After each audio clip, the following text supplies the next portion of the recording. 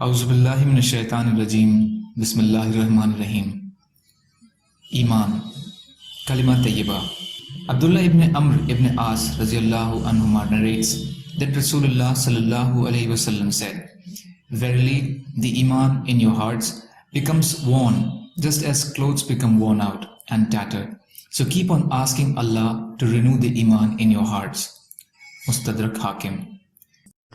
Abu Huraira radiallahu anhu narrates that Nabi sallallahu alayhi wasallam said, "Verily, Allah has forgiven my ummah the evil promptings or desire of their hearts, as long as they do not act upon them or speak of them." Bukhari. Abu Huraira radiallahu anhu narrates that some of the Sahaba anhum came to Nabi sallallahu alayhi wasallam and asked him, "We find that in our hearts arise such thoughts that we would be ashamed to talk of them." He said, "Well, do you indeed feel like that?" He said, "Yes." He replied, "That is pure Iman." Muslim. Note: this means that when these thoughts instigate you, and far from believing in them, you do not even want to utter them, then indeed this is the sign of perfect Iman. Nawawi.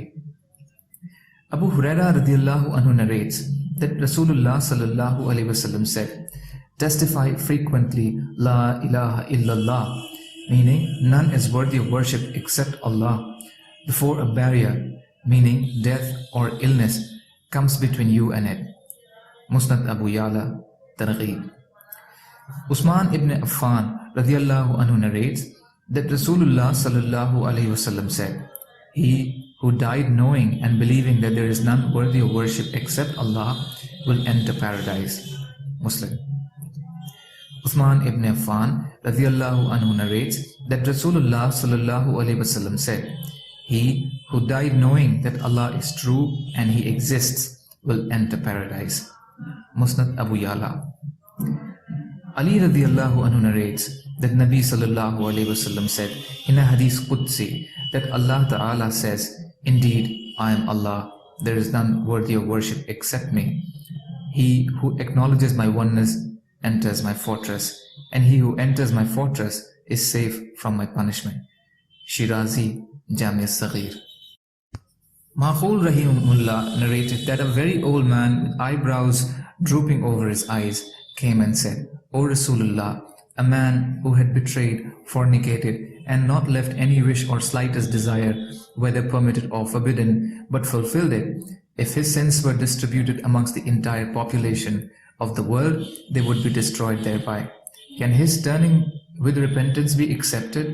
Rasulullah sallallahu alaihi wasallam asked, "Have you embraced Islam?" He replied, "As for me, I bear witness that there is none worthy of worship except Allah alone, without partner, and that Muhammad is his slave and messenger." Sallallahu alaihi wasallam. Nabi sallallahu alaihi wasallam said, "Then indeed Allah will keep forgiving you and replacing your evil deeds with righteous ones, as long as you are faithful to the words of this kalima." At this, the old man exclaimed, "O Rasulullah, and my betrayals and my fornication?" Nabi sallallahu alaihi wasallam replied, "And your betrayals and your fornication." The old man then turned and left, saying out of sheer joy, "Allahu Akbar, La ilaha illallah." Tafsir Ibn Kasir. Abdullah ibn Amr ibn As radiallahu anhuma narrated, "I heard Rasulullah sallallahu alaihi wasallam saying, Indeed, Allah will summon a man from my ummah in the presence of the entire creation on the day of resurrection, and 99 scrolls of evil deeds will be unrolled in front of him, while each scroll, length being as far as the eye can see. He, Allah, will ask, 'Do you deny anything written here?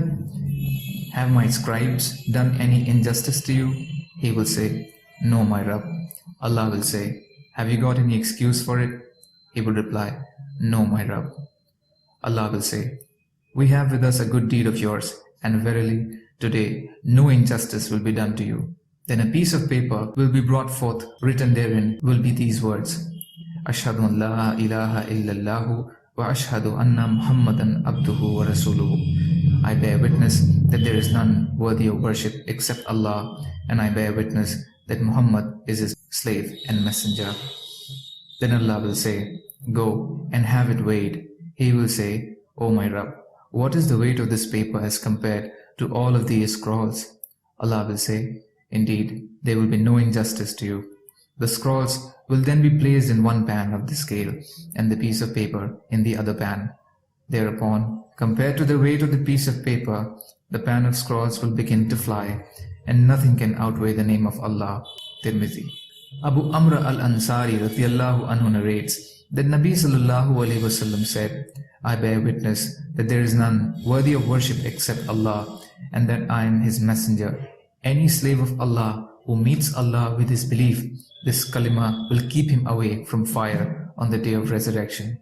In another narration, anyone who meets Allah on the day of judgment testifies these to oneness of Allah and prophethood of Muhammad sallallahu alaihi wasallam shall enter paradise despite all his sins. Musnad Ahmad, Tabarani, Majma'u Zawaid. Note: commentators in the light of this and similar ahadith state that such a person will enter paradise, either his sins being forgiven by the mercy of Allah or after he has withstood punishment. Ma'arif al-Hadith. Itban bin Malik radiyallahu anhu narrates that Nabi sallallahu alaihi wasallam said, anyone who bears witness that there is none worthy of worship except Allah and that I am His messenger can never enter hell or be burnt by its fire. Muslim. Abu Qatada radiyallahu anhu narrates from his father that Rasulullah sallallahu alaihi wasallam said, he who bears witness that there is none worthy of worship except Allah and that Muhammad is the messenger of Allah, and his tongue frequently recites it, while his heart is contented with it, the fire shall not burn him. Bayhaqi. Mu'az ibn Jabal radiyallahu anhu narrates that Nabi sallallahu alaihi wasallam said, anyone who dies bearing witness with the certainty of his heart that there is none worthy of worship but Allah, and that I am His messenger, will be forgiven by Allah. Musnad Ahmad.